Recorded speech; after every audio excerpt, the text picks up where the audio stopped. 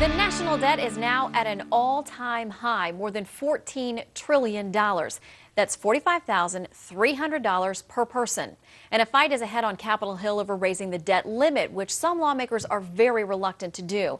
At a GOP retreat, House Speaker John Boehner made it clear that any agreement to increase federal borrowing would have to be tied to major spending cuts. He said, quote, "Washington has an illness. The illness is spending. The debt is a symptom of that illness. The American people want it cured."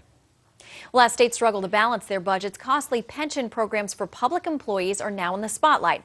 And one congressman wants to shine that light a little brighter. California Congressman Devin Nunes is proposing a ban on federal bailouts of public pension programs. He joins us live to talk about it. Congressman, thanks for coming in today. Thank you, Shannon. Great to be here. All right, so first of all, I have a question. Public pension programs and private pension programs, are they operating under a different set of rules? Completely different. One operates in the dark, and one is totally out in front in the public. Surprisingly, it's the private pensions that are out in the public, and these public sector pensions are completely in the dark.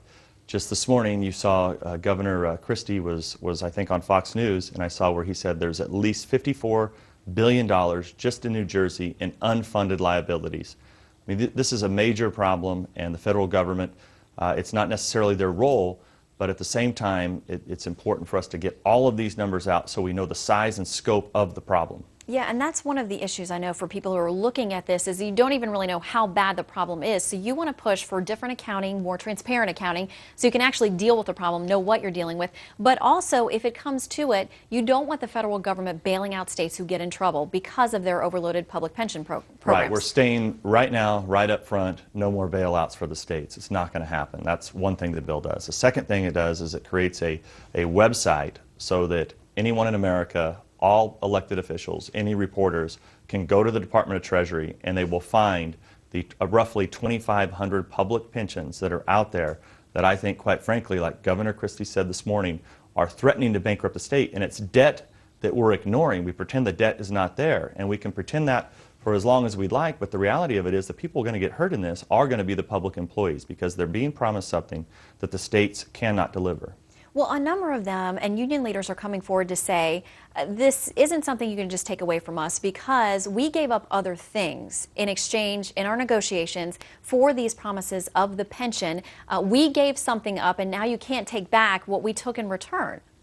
Right. So, I mean, for union officials to be against what it is that I'm trying to do is really laughable on the face of it because all we're trying to say is, look, we're not trying to control your pensions. We're not even trying to do what the government does with private pensions.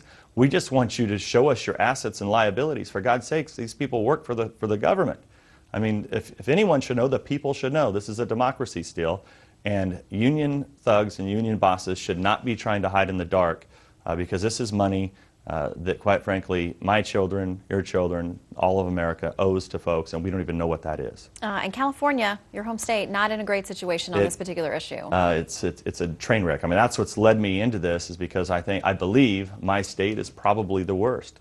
I mean, it could be as high as $500 billion just in California alone.